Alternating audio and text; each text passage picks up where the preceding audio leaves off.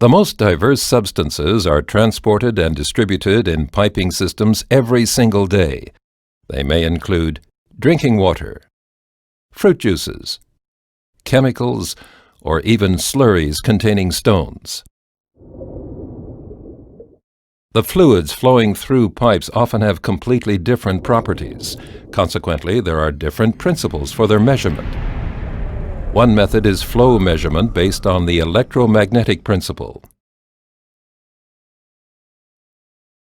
The basic physics of this principle can be traced back to the English physicist Michael Faraday, who in 1831 discovered that electrical current can be generated with a magnetic field.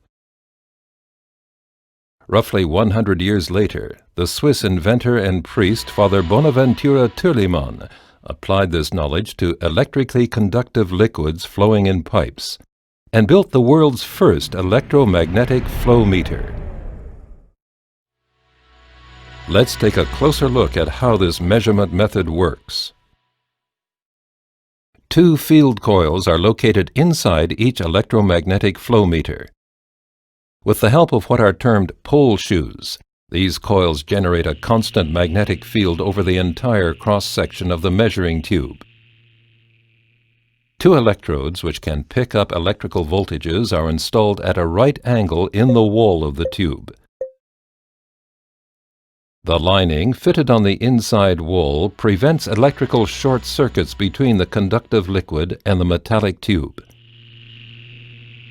If there is no liquid flow, no induced electrical voltage is measured at first between the two electrodes. The electrically charged particles of the conductive liquid are evenly distributed, shown here in water with red and blue particles. However, as soon as the liquid starts to flow in the measuring tube, the magnetic field applies a force to the charged particles. As a result, the positively and negatively charged particles in the liquid are separated and collect on the opposite sides of the tube wall.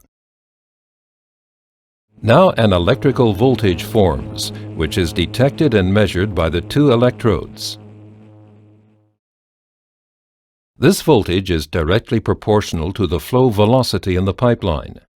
Together with the known tube cross-section, the flow volume can then be calculated.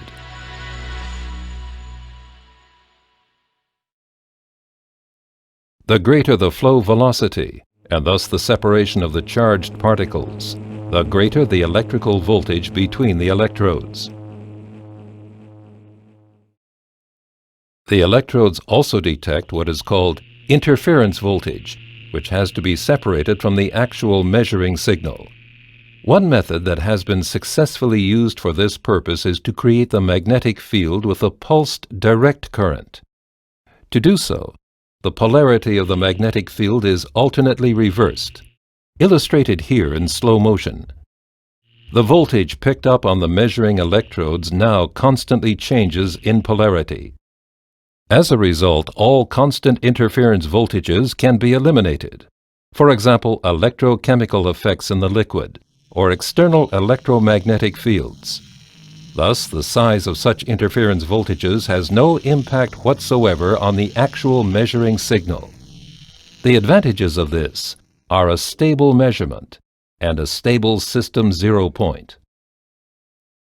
With an installed base of over 2 million electromagnetic flow meters, Endress & Hauser stands for flow expertise and superb product quality. In other words, high accuracy, easy installation, and absolute reliability. For all applications, we have the right solution.